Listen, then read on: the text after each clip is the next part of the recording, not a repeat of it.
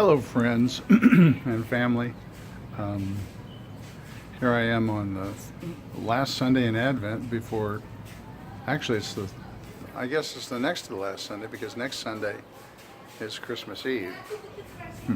So I'm standing on my lanai, on the front lanai of my my apartment here in the complex, under my palm tree here, and thinking about Christmas and what its significance is. And it's really odd that this is the first time in my 68 years that I am celebrating Christmas in a totally new context, cultural context.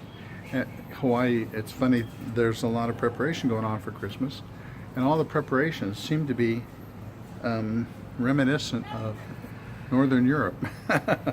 Fir trees and hymns and all of that which we associate with Christmas in the United States has been imported, and they do a beautiful job of it. It's not that, but it is very much significant to me in that it reminds me of how important context is. That context tells as much about the story as the content of the story itself, and understand the content of the story, or the context of the text of the story, is so helpful in understanding the meaning. So I want to tell the Christmas story. I am a Grimm, so I come from a long line of storytellers, and I'd like to tell the story of Christmas in the Palestinian context, as I understand it. And my contextual understanding is coming from the work of Bailey, Kenneth Bailey, who was a Presbyterian minister and lived, worked, and taught in Beirut. So I want to try to tell this story in its own context and elaborate on the details of it for you, and hopefully it will enrich your experience of this sacred story that has been so much a part of Western Christianity. Christmas was taken from the Christ Mass, which was the one Sunday in the year that the western end of the church, the Roman Catholic end, recognized the incarnation. The eastern end was put more emphasis on Easter and the resurrection. The western end went towards incarnation, and that became very much a part of our Protestant heritage as well. So anyway, it's just the layers that we get, the layers that we place upon the story. So as I understand it, here's kind of what happened. Here's kind of what the story is. I don't know that it happened this way, but we believe it's true. Mary and Joseph were kind of married, kind of not married, but they were seeking each other. And Joseph was a carpenter, and Mary was a young girl, probably would have been a teenager, early teens, maybe 12, 14. And we would not, of course, have sanctioned such a marriage or such a relationship today. We don't, in fact. They had then. And Mary had some insight. She was part of the Palestinian community, and she was up in Nazareth, as the stories go, and she had some insight into the oppression issues of the day. And they were all living under the Roman Empire, which had co-opted people like Herod, who were Jewish, to officially represent the Roman Empire and to administer Roman justice. And so they had no sense of their own independence, where some people say they would like to live under a certain kind of law today that's Torah law. People of that day were not living under totally under their own justice system, but under the justice system of the Roman Empire and the social system, and so the economic system as well.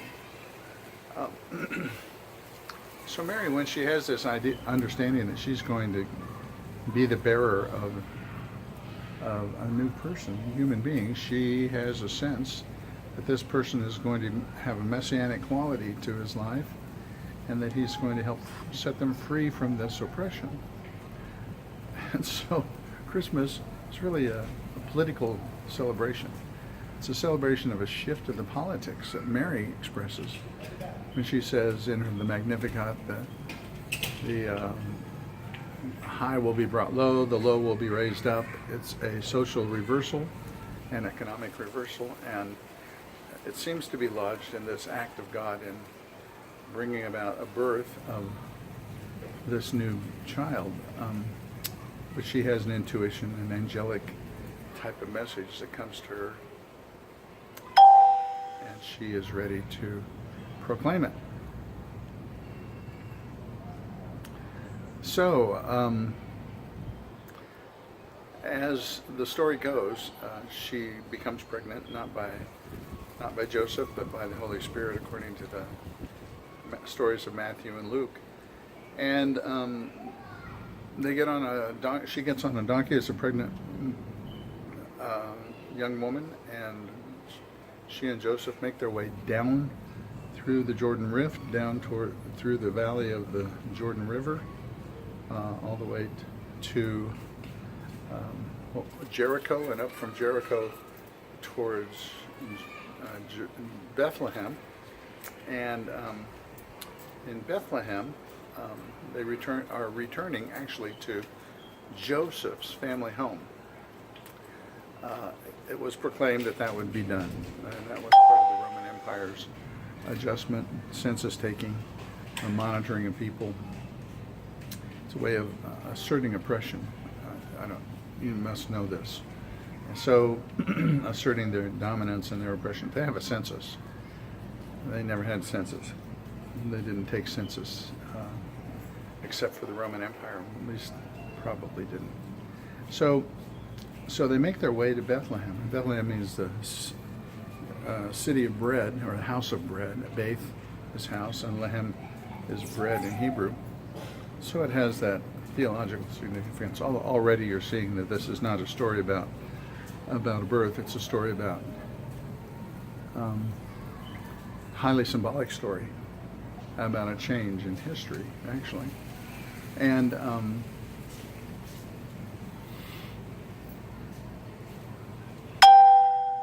so Mary and Joseph go to Joseph's family home.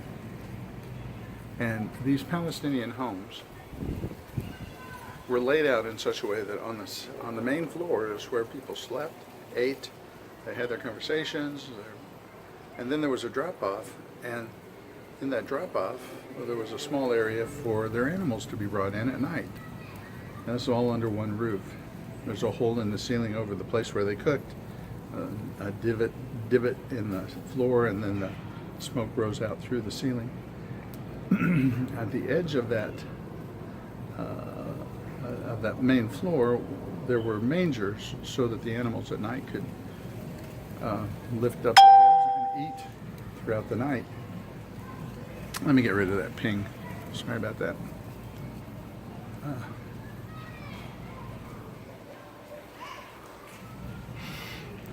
And then the Palestinian home, and then most of them, if they could afford it, had an upper room. And that upper room was there because they had itinerant prophets and itinerant prophets who would come and they would stay and teach. And if you were able to offer that kind of hospitality, that was a very special thing in the Palestinian community. And hospitality is still so important to them today. So that was the upper room. Well, Mary and Joseph arrive at the family home, and Joseph's got siblings, maybe a cousin, maybe brothers and sisters with their children, and they bring them to the family home. And they got there before Joseph and Mary, and so the upper room, or the the upper room was taken. Now, in our European background, we think of that from Luke as saying that the hotel was full or that the motel was full. That's not the word that Luke used. Luke's word definitely refers to the upper room. There wasn't any room up there. It was all taken. And so Mary and Joseph stayed in the main room, in the main hall, on the main floor, and they stayed next to the manger. And at the fullness of time, and when she was ready to give birth, she was surrounded by family and friends from the community who came in and assisted her in this really incredible birth. I mean, a birth of a child. I don't know if they told them that she was not impregnated by Joseph, but by the Holy Spirit. Maybe, maybe not. That's really becomes irrelevant because the story is signifying that this is a birth of a young child in the midst of a family, and this family is a poor family. They are part of the everyday run-of-the-mill Palestinian community at the time, and Jesus is born into this community of support and love and care, family life that is represented there. And because there was no room upstairs, they did this birth in the main living area and placed him in the manger. Wrapped him up, placed him in the manger. Now, the story goes on to say that the shepherds who were out in the fields had a visitation also from these messengers from God. That's what angel means, messenger. And the angel said, hey, you go over there, you go back to this place in Bethlehem, and you're going to see a child wrapped in swaddling clothes, which is what every Palestinian family did with their first newborns, and lying in a manger. It's very simple surroundings. And this is the king. This is the new king. This is the Messiah. First of all, in a stratified society like they had, there was no way that they would imagine having a king born like this. This is the low level of low strata of society. It may be middle class. It certainly wasn't the upper crust where most kings and princes would be expected to be born. But go look for it and go see for yourself, the angel said. And they had a very strong proclamation that this would be God with us, Emmanuel. So they went. When they got to the home in Bethlehem, by golly, it was just what the angel said they'd find. They found it. A young baby wrapped in clothes, just like everyday born child, lying in a manger, the really simplest of settings, surrounded by family and friends, and by golly, this was the one that was going to save them from the oppression and the occupation of the Roman Empire. And they went back rejoicing and said something to Mary. Mary pondered it in her heart about Jesus, and she kept that alive apparently throughout her mothering days, those thoughts about what he would become. That's the Christmas story in its own context. It's not a Hawaiian context, although we celebrate wherever we are, in whatever context we are. We bring in our own culture to bear on it. And we sort of change the story up to our cultural need and interest. But one of the things that I'd like to be reminded of is that the story indicates the movement of God is always towards us in the simplest and the common everyday life experience of our humanity, wherever we are. And that it has vast and extensive consequences. The movement of the divine love into our lives is something that we are all invited to bear. The incarnation, I don't think of the incarnation now as just Jesus. I think the incarnation goes on when the Holy Spirit, when the Spirit of God, when the love fills our hearts and fills our consciousness, and we know the bond of love and the union with all of creation into which we are welcomed by this movement of God into our lives. And it's a constancy. It's not that we need to solicit it. Come on, God, hurry up, get here. But it's that it's been given.